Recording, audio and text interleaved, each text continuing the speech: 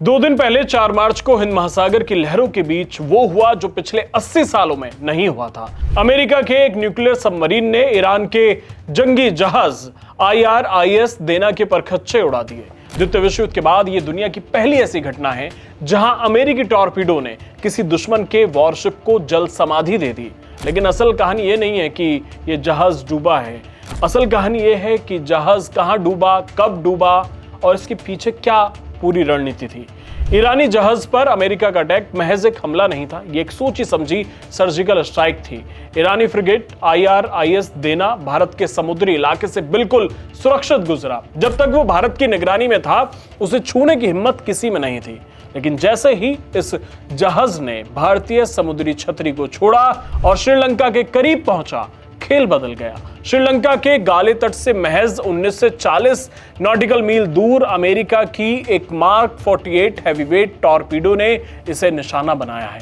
अब समझिए कि भारत की पावर इसमें क्या है भी या नहीं है, क्योंकि ये नैरेटिव चल रहा है जब से ये जहाज डूबा है कि भारत का मेहमान था ये और उस पर हमला होना, भारत पर हमला होना, जैसा ये सब चीजें चल रही हैं। लेकिन आप समझिए कि जब तक ये IRIS देना भारत के एक्सक्लूसिव इकोनॉमिक जोन EEZ में था, तब तक कोई हलचल नहीं हुई, क्योंकि भारत का समुद्री डोमेन अवेयरनेस इतना तगड़ा है कि दुश्मन हमला करने से पहले 100 बार सोचता है। लेकिन जैसे ही ये जहाज श्रीलंका के समुद्री दायरे में आया, वहां एक सिक्योरिटी वैक्यूम मिला। ना कोई रोकने वाला, ना कोई टोकने वाला और ना ही कोई सुरक्षा देने वाला।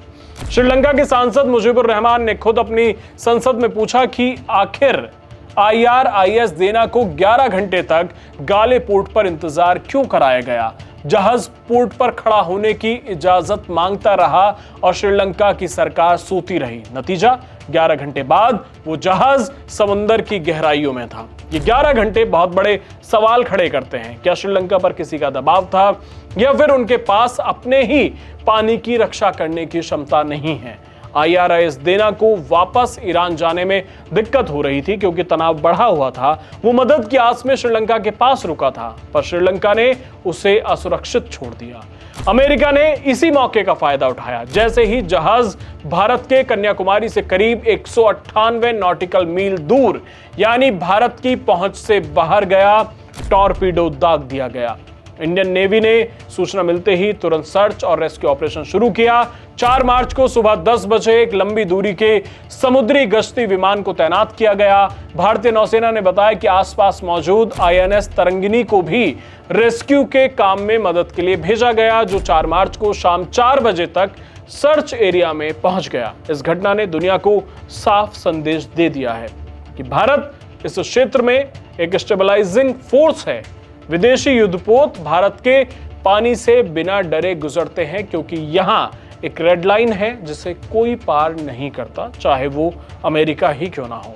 ईरानी जहाज IRIS देना भारत में 21 से 25 फरवरी तक मिलन युद्ध अभ्यास में शामिल होकर लौट रहा था।